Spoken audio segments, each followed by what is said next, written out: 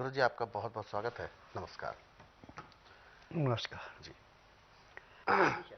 जी। तो दर्शकों, ये कार्यक्रम आप सभी के लिए है। हम चाहते हैं कि आप इस कार्यक्रम का हिस्सा बने। यदि आपके साथ कोई भी रोग है, कोई भी शारीरिक कष्ट है, तो आप इस कार्यक्रम में सीधे जुड़ सकते हैं। फोन उठाएं, हमें कॉल करें, या आप हमें व्हाट्सएप के जरिए अपना संदेश भेज सकते हैं। तो चलिए आगे बढ़ते हैं और शुरू करते हैं आज के एक मुख्य विषय पर चर्चा। गुरु जी, बिल्कुल, इस कार्यक्रम में हम आपसे कुछ विषयों पर चर्चा करेंगे और चाहेंगे कि आप हमारे दर्शकों को मार्गदर्शन दें, क्योंकि हम इस कार्यक्रम में रोज नए नए विषय लेते हैं।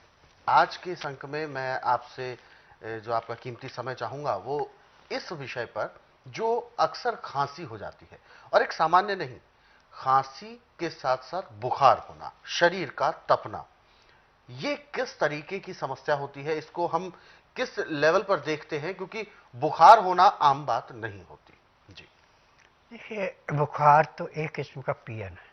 अच्छा। जैसे किससे मिलने आए हैं हम्म।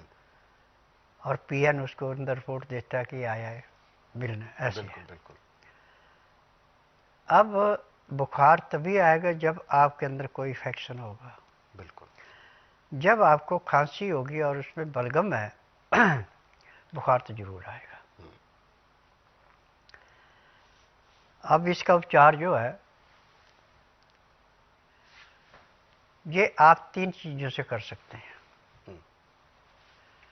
सौंठ, हम्म। गुड़ और अजवाइन। आप 1 चम्मच सौंठ थोड़ी सी भून लें और आधा चम्मच अजवाइन का भून लें। हम्म। इसको गुड़ के अंदर मिला दें। मिला करके उसको खाएं और ऊपर से एक 15 से 18 डिग्री गर्म पानी या गाय के दूध से इसको पिएं। फिर कंबल ओढ़ के या रजाई ओढ़ के आप सो जाएं, खुल कर पसीना आएगा, बुखार आपका उतर गया। और खांसी में भी थोड़ा परिवर्तन आएगा। अब उसके बाद 3 घंटे बाद दूसरी खुराक, 3 घंटे बाद तीसरी खुराक। अब दूसरे दिन फिर ऐसे 3 दिन लगातार लेने से बुखार तो आपका आना बंद हो जाएगा। जो खांसी थी उसमें बहुत अच्छा परिवर्तन आ जाएगा। 4 दिन के बाद आप अपने काम धंधे पे जा सकते हैं। ना आपको खांसी रहे, ना बुखार रहा, ना कोई तकलीफ रही। परंतु इसमें खान पान पे ध्यान देना कि खाना हमेशा गर्म, ताज़ा खाना, और जिस भी अनाज को खाना उसकी चोकर नहीं निकालनी। और पानी हमेशा हल्का गर्म पीना है। पहले पानी को उबाल के नीचे उतारना है। जब उसका टेम्परेचर 15 से 18 डिग्री रह जाए तो उसमें लहसुन, प्याज, अदरक का रस डाल दें, ढक के रख दें। दाल सब्जी जो भी खानी हो, छिलके वाली खानी है, उसमें सिंधा या काला नमक, हल्दी मिलानी है और कोई चीज़ नहीं मिलानी। जो आपने छौंक लगाना है वो बिल्कुल नहीं लगाना है। इसमें सौंठ, जीरा, अजवाइन, दालचीनी, बड़ी इलायची, पीपल, ये 6 चीज़ें पीस करके पाउडर बना के रख ले। खाते समय चुटकी भारी डालना है। और जो आपने खाना बनाया है उसको, दाल सब्जी जो भी है, थाली में डाल लें और उस रोटी को चूरें। और 2-4 ग्राही खाना खाए, 2 घुट वो जो पानी बना रखा उसको पीते जाए। और खाना खाने में, पानी पीने में पूरा 1 घंटे का समय लें, तो आपका खाना पचेगा, आपको आराम भी ज़्यादा मिलेगा। अब इसके बाद आप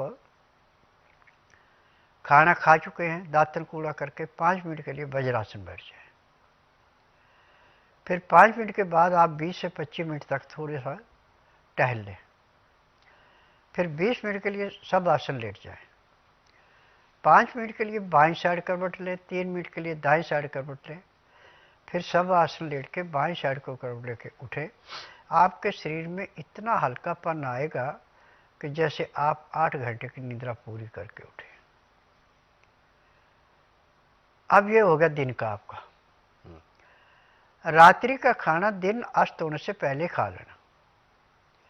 तरीका वही है जो सुबह का था, परंतु इसमें खाना खाने के बाद वज्रासन से उठ के कम से कम आपको आधे से पौना घंटा सैर करनी है। उसके बाद घंटा 1.5 घंटा आपने विश्राम करना। उसमें चाहे परिवार से बात करें, चाहे आड़ पड़ोस से बात करें, चाहे रिश्तेदारी में बातचीत करें, वो आपकी इच्छा है। धार्मिक पिक्चर देखें, आपकी इच्छा है। धार्मिक किताबें पढ़ें, आपकी। रात्रि ठीक 9 से 10 के अंदर सो जाना। सुबह 4 बजे उठ करके फ्रेश होने के बाद आधा घंटा कपालभाति, 15 मिनट भस्त्रिका, 8-10 बार अग्निसार, 15-20 बार उज्जयी, 25-30 बार ब्राह्मणी, 1 घंटा लोन वलोन करना अति आवश्यक है।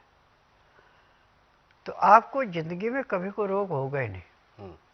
अब इसके बाद आपके पास टाइम है तो मंडूकासन, पवनमुख आसन, गौमुख आसन, सब आसन, सर्वांग आसन, हल आसन, शीश आसन, बटरफ्लाई।